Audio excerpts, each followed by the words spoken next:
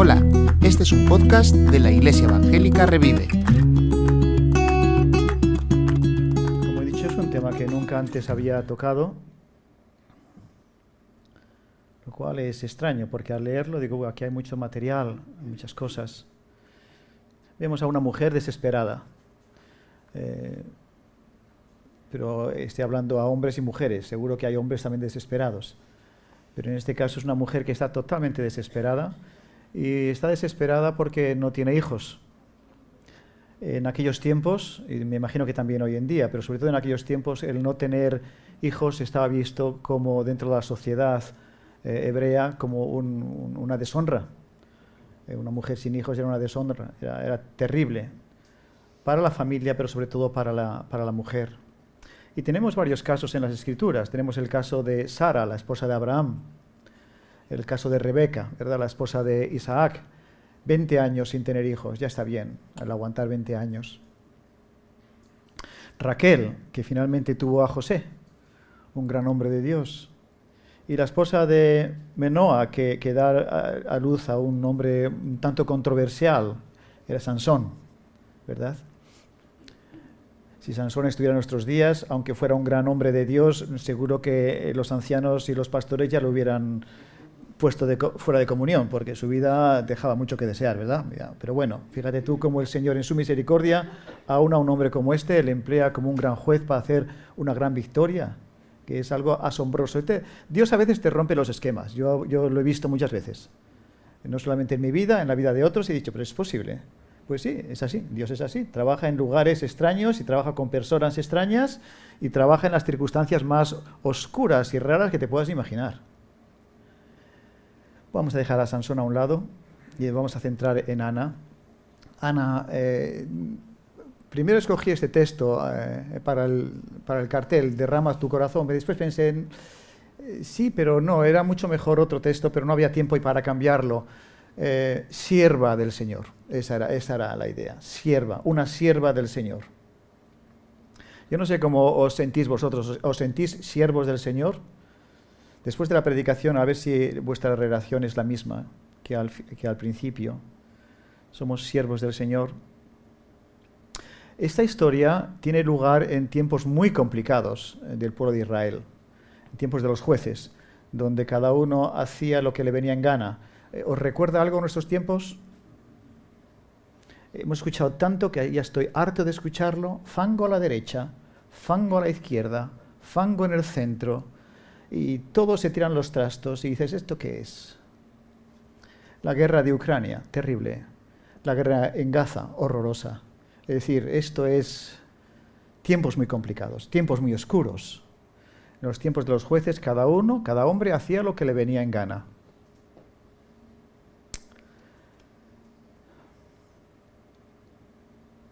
El esposo de Ana, que se llamaba Elcana, era un buen hombre, era un hombre de fe y todos los años cogía a la familia y iba a Silo para adorar al Señor y ofrecer sacrificios. Así que sabemos que era un hombre pues con cierta fe y fidelidad en cuanto al Señor y a los ritos de sus tiempos. Pero Elcana en algunas partes de la historia no aparece como un hombre excesivamente sabio. Tenía 2 esposas, ahí no vamos a entrar en el tema porque es parte del Antiguo Testamento, ¿verdad? Podían poner 2, 3 o las que fueran, ¿no? Me imagino que 2 esposas serían 2 suegras, pero no se nos dice nada en cuanto a las suegras. Es decir, no he dicho eso, os habéis reído, pero no he dicho nada. Solo he dicho que tendría 2 suegras. Ojalá en algunos momentos este hombre hubiera mantenido la boca un poco más cerrada, porque amaba más a una que a la otra. Dice el texto que amaba más a Ana que a Penina. La daba doble porción. ¿Te imaginas de esto? Oye, estamos en la mesa. Dice que Penina tenía varios hijos e hijas. Ahora estamos en la mesa, yo con mis 2 esposas, y tenemos alrededor hijos e hijas de Penina, no de Ana. Y de repente a la hora de repartir los mariscos, los filetes, la carne, el pollo, digo, a Ana doble porción que al resto. Eso es tremendamente falta de sabiduría y de amor hacia sus dos esposas, porque tenía dos.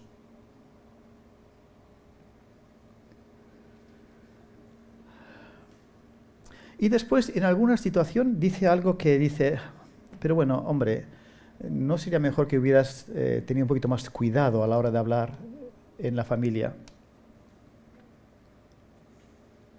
La dice a Ana cuando la ve totalmente desesperada por no tener hijos.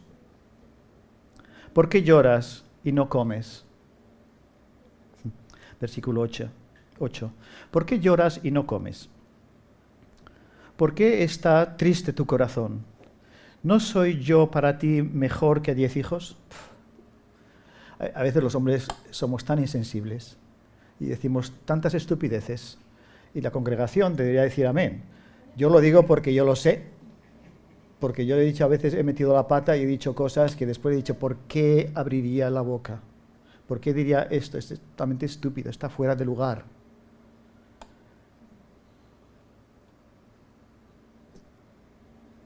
Así que un hombre fiel, un hombre con cierta fe, un hombre pues que tiene una familia normal en aquellos tiempos, y sin embargo cuando ve a su esposa en una profunda sensación de angustia, porque además Penina sabía picarla donde tenía que picarla.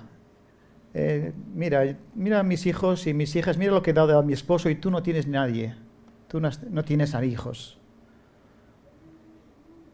O sea que la mujer también ahí estaba fallando, picando y humillando a la segunda esposa, posiblemente actuando como consecuencia de que veía que su esposo amaba más a una que la otra y que la trataba mejor y que le daba doble porción de alimentos y doble porción de todo. Así que esta es la historia que tenemos delante de nosotros aquí en el texto. Y entonces cuando vamos a un texto tenemos que decir, bueno, esta es la historia, esto es lo que vemos, estas son las sensaciones que cogemos del texto, y ahora, ¿cómo, de estas lecciones, qué aplicamos a nosotros en nuestra vida? Y esta es la parte más complicada, es la parte más difícil para un predicador. Esto pasó hace miles de años, es una historia real que pasó, veo los diferentes personajes que están actuando aquí, y ahora, ¿esto cómo lo aplico yo a mi vida hoy en día aquí en el siglo XXI?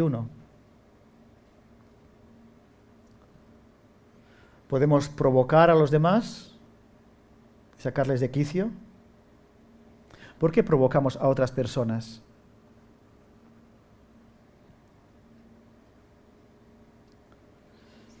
Es una mujer profundamente desesperada.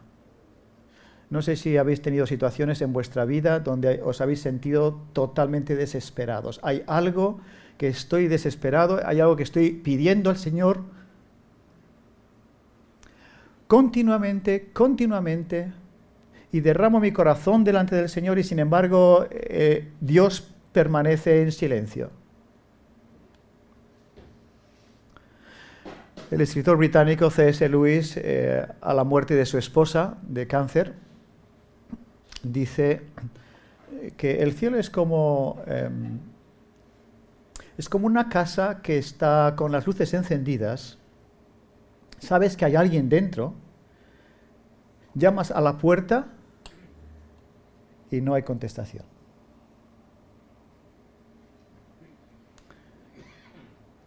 Es un Dios que se esconde, dice C.S. Lewis, que permanece escondido, que es difícil encontrarlo.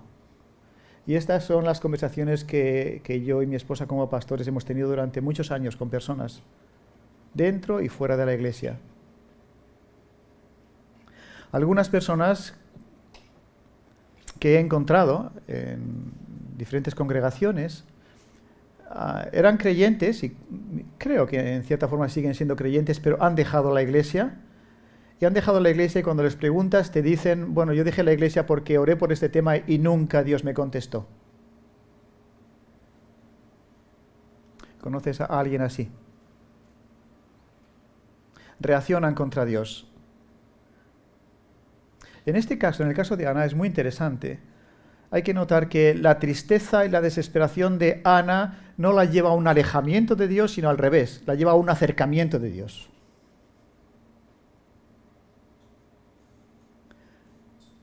Estoy triste, estoy desesperado, estoy dolorido. Dios no ha contestado a esta oración y entonces me voy de la iglesia. Me alejo de Dios. Ya no quiero saber nada de Dios. ¿Es esta la solución? Y en este texto lo bonito es que es al revés. En mi desesperación, en mi angustia, tan angustiada estoy que no puedo ni comer, no tengo hambre. Me voy a acercar a Dios. Necesito a Dios más ahora que si lo tuviera todo. De hecho, os diré que, y hablo de mi experiencia, normalmente cuando tengo de todo, es como si necesitara menos a Dios.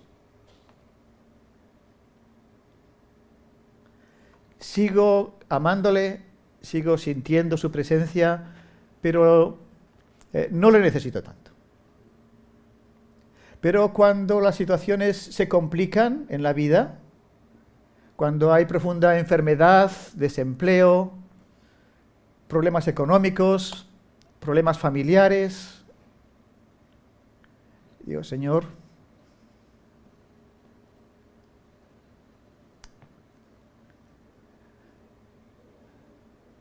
¿a dónde voy a ir si no eres tú? ¿Quién puede solucionar mi situación a no ser que tú intervengas? Y eso me acerca a Dios, me pone de rodillas.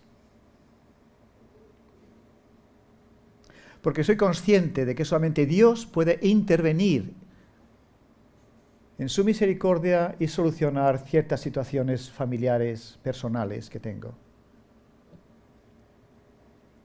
Así que es muy bonito ver a Ana cómo derrama su corazón e insiste delante de Dios y no la aleja de Dios.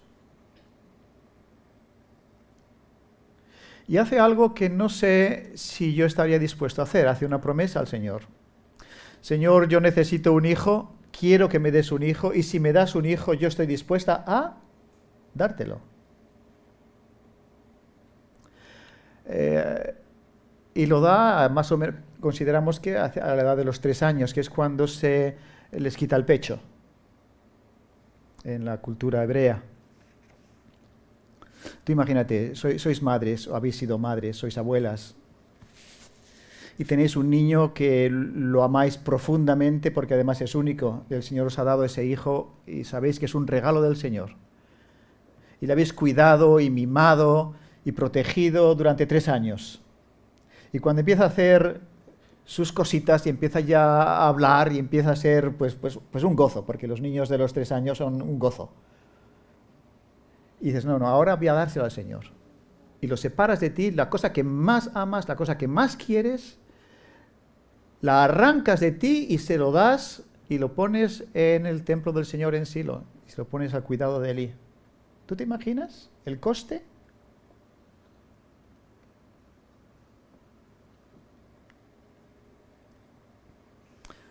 Sí, Señor, si tú me lo das, yo voy a sacrificar a mi hijo. Yo no sé si sabemos lo que significa sacrificar a un hijo.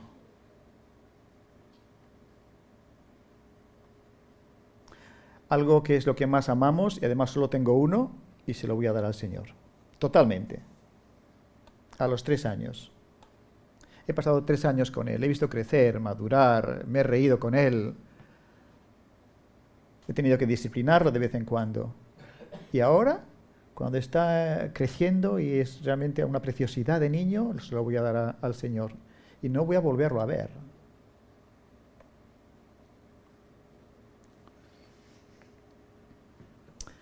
En la historia también encontramos a Elí. Elí era un gran profeta, era un gran juez, era un hombre espiritual, pero falló en la educación de sus hijos.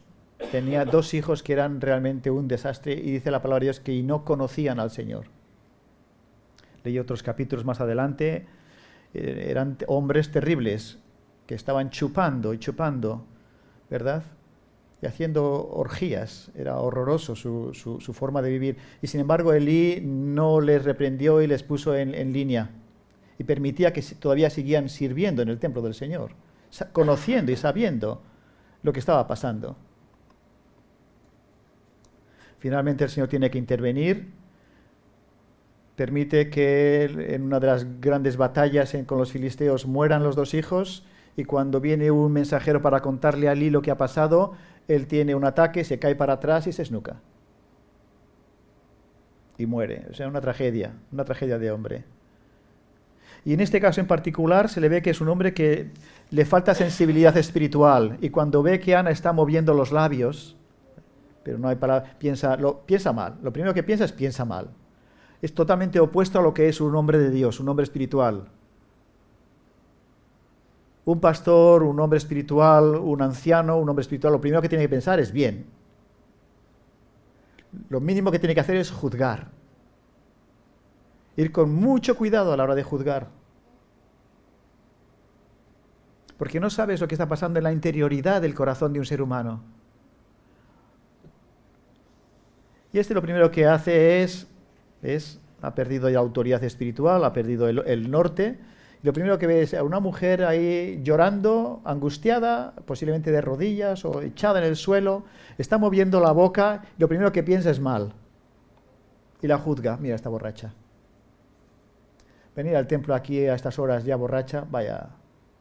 Y se va y la riñe. Le dice que se vaya.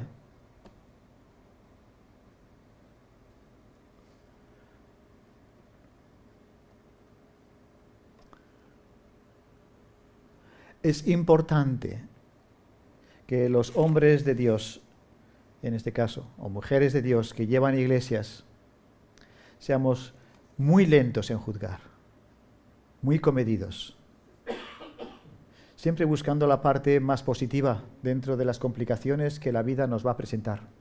Y son muchas.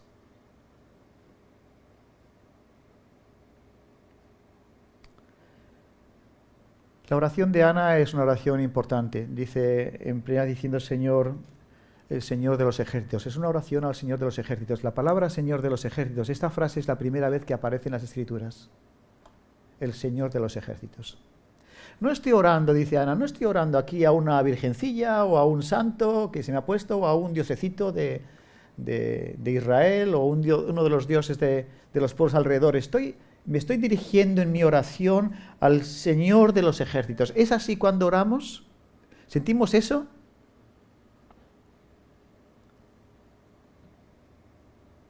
A veces podemos caer en ser demasiado casuales en la forma de orar a Dios. Y por supuesto que Dios es mi Padre Celestial, no hay duda.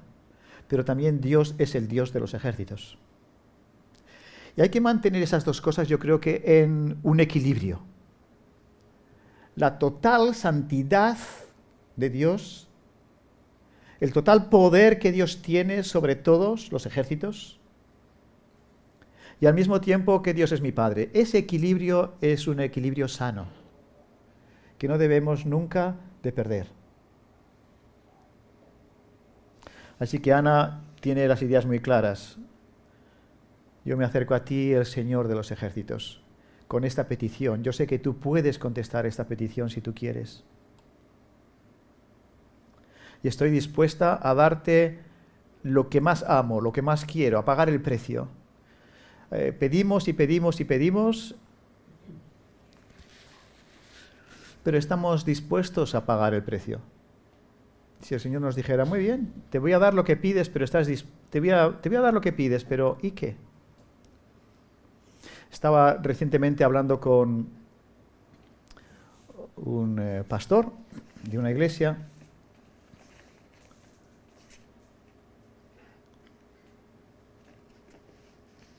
y dije exactamente lo mismo. Pide, el Señor te lo puede dar, pero ¿estás dispuesto a? Imagínate que pides algo y el Señor te dice, sí, pero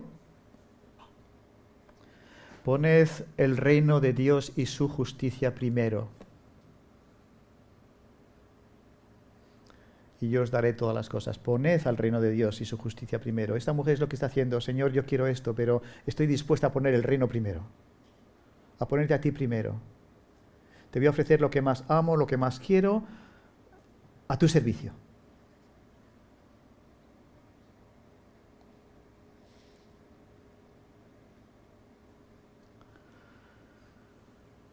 Yo no sé si estamos dispuestos, y eso son cosas que a mí me han pasado. ¿Estoy yo dispuesto a poner al Señor sobre todas las cosas?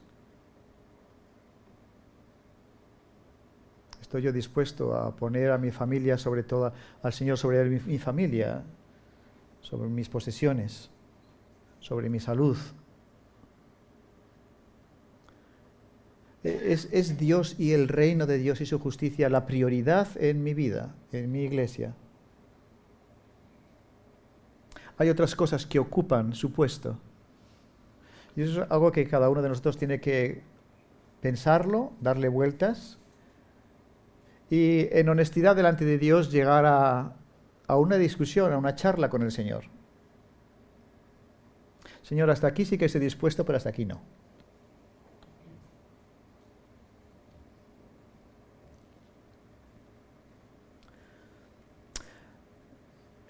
Mi esposa y yo trabajamos en la City de Londres. Yo trabajaba en una empresa de una ingeniería de diseño. Hicimos grandes proyectos.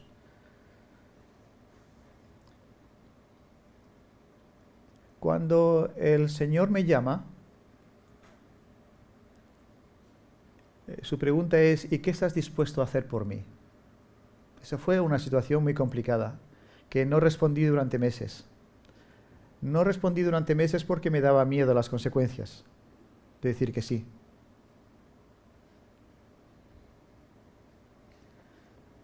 Tenía verdadero temor. Un verdadero temor. Si digo que sí, puede pasar cualquier cosa. Entonces me negué durante meses a contestar. Pero, sin embargo, y es algo interesante, cada vez que me ponía a orar delante del Señor, empleaba el tren que iba a Londres todos los días, un tren rápido que iba a Londres y un tren lento, había 2 trenes. Siempre que me ponía a orar delante del Señor y a leer su palabra, siempre venía la misma pregunta: ¿estás dispuesto a hacer lo que yo te diga? ¿Estás dispuesto a pagar el precio? Y yo no contestaba. Yo dije, no voy a contestar porque no sé lo que puede venir encima.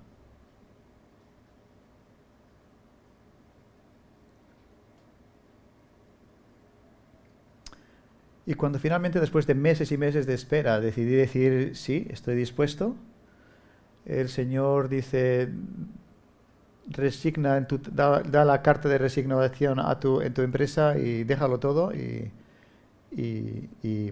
vete a un colegio bíblico durante unos años y vete a España. Cosa que nunca antes me pasó por la mente. Yo no quería ser pastor evangélico. Estaba contento con mi trabajo en Londres.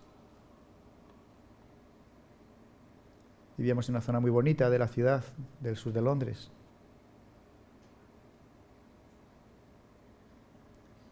Coger la esposa y los 3 niños que eran pequeñitos, hace 35 años, en el año 1990, vinimos a España, Galicia.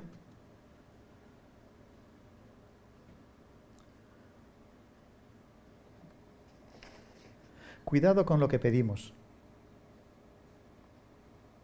Cuidado con nuestras oraciones. Dios escucha.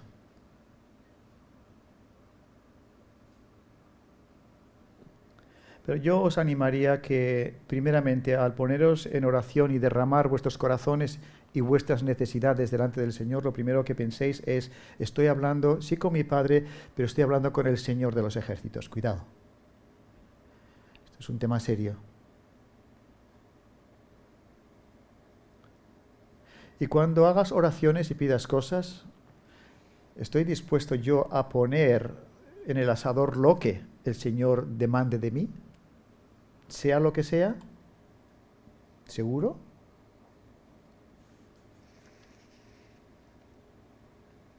Estoy dispuesto a pagar el precio.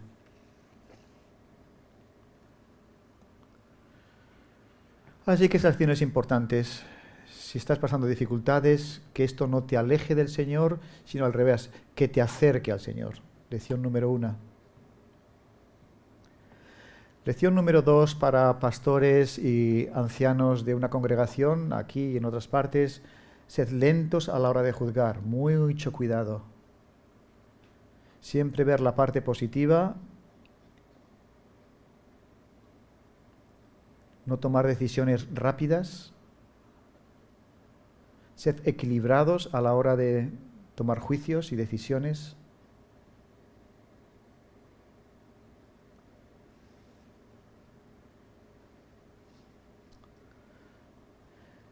Y la tercera lección que yo diría que es importante para nosotros hoy en día es: el Señor escucha. El Señor sabe lo que hay en el corazón.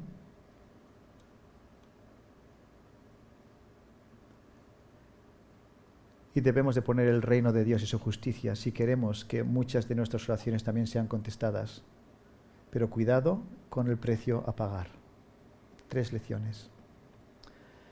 Pues, queridos hermanos y hermanas, este pasaje me recordó cosas personales, cosas que estaban en mi memoria y las he tenido que traer de nuevo y darle vueltas y pensar, bueno, ¿y esto cómo se aplica a mi vida hoy en día, aquí?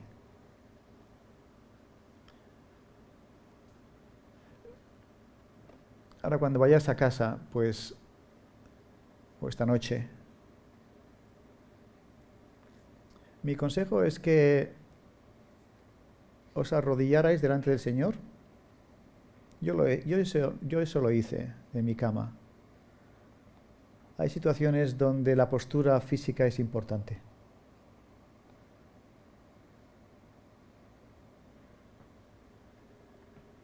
Arrodillaros delante del Señor. Si tenéis que ir al suelo, en la alfombra, hacedlo. Depende cómo sea el tema de importante para vosotros. No hay que tener ninguna vergüenza. Estáis solos tú y el Señor, como esta mujer.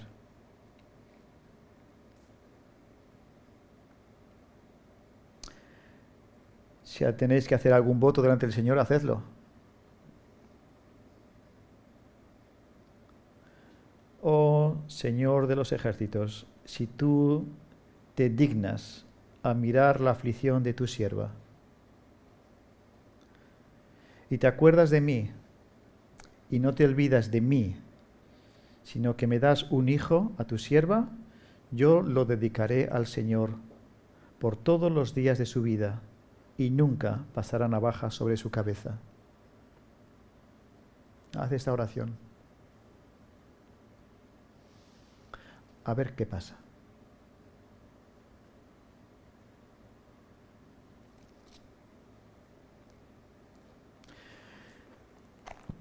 Y el Señor la dio algo que fue de fundamental importancia para el pueblo de Israel. La dio un hijo, que fue Samuel, y Samuel fue uno de los grandes hombres de Dios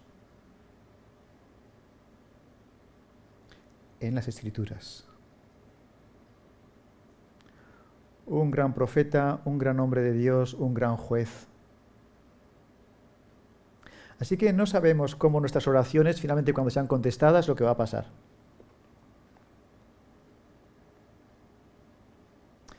Voy a terminar con una pequeña historia, muy cortita, personal, que son las que valen más porque estoy hablando de mi situación, de mi persona y de lo que yo he vivido.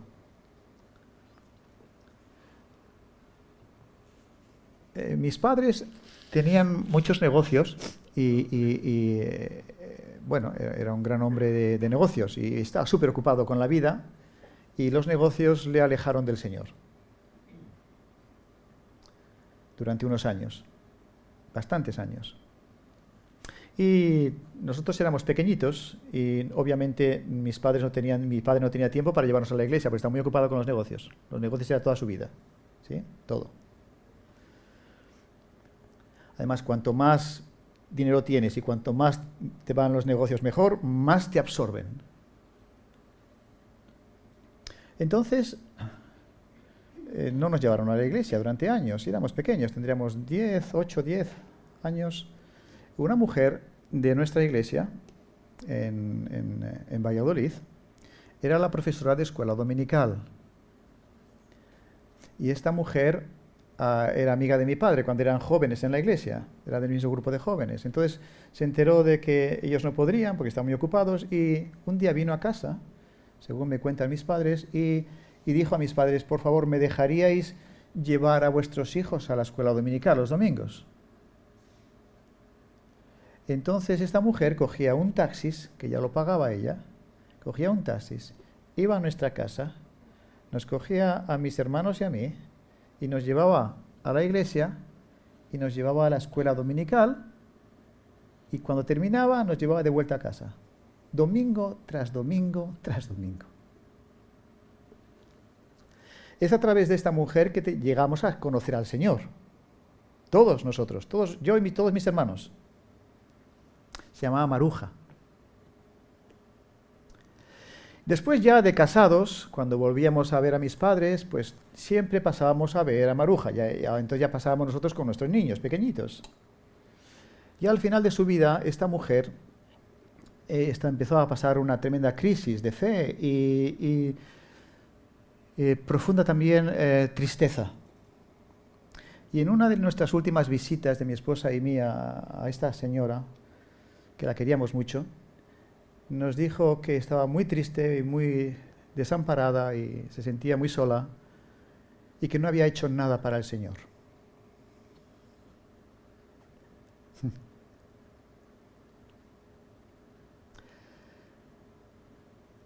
Que le hubiera gustado ser misionera, pero que no pudo ir a otros países y no pudo. Y que entonces ahora al final de su vida, mirando hacia atrás, se sentía deprimida porque no había hecho nada para el Señor. Entonces yo le dije: mire usted, yo tengo 4 hermanos, todos ellos son creyentes. Y somos creyentes no por mis padres, somos creyentes porque usted se dedicó a cogernos y llevarnos y enseñarnos domingo tras domingo durante años. Y fue a través de nosotros, primero usted con nosotros y nosotros después, a través de nosotros mis padres volvieron a la iglesia. Y de los 4 hermanos, uno pastor, mi hermana con su esposo pastores, mi hermana pequeña trabajando como pastor en la cárcel de mujeres en el sur de Londres durante años. Y mi hermano, un hombre de negocios, pero con una gran sensibilidad y generosidad para la obra de Dios. ¿Qué más? ¿Qué más se puede hacer? Así que esos trabajos que a veces pensamos, bueno, soy profesora de escuela dominical, no sabemos lo que puede salir de cada uno de esos niños. A lo mejor ahí tenemos un Billy Graham, tenemos un gran teólogo, tenemos un fantástico médico. No sé si me entendéis, no tenemos ni idea de lo que Dios puede hacer con nuestros hijos.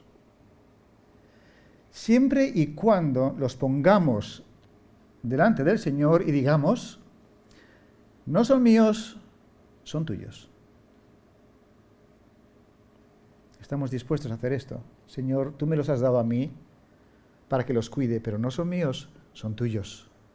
Por favor, empléalos para tu servicio, para el reino de Dios y su justicia, para que esto avance, para que crezca. Os cuento esta historia porque es muy bonita, porque habla de una mujer muy sencilla, soltera, que quiso ser una gran misionera y nunca lo fue, pero que a través de ella muchos niños llegaron al conocimiento del Señor. Esa es mi historia.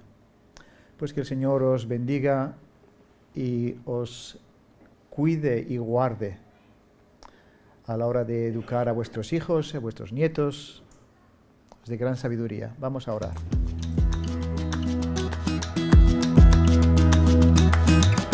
Gracias por escuchar este podcast.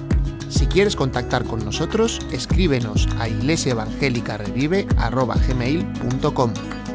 Puedes encontrarnos en Facebook, Instagram y YouTube.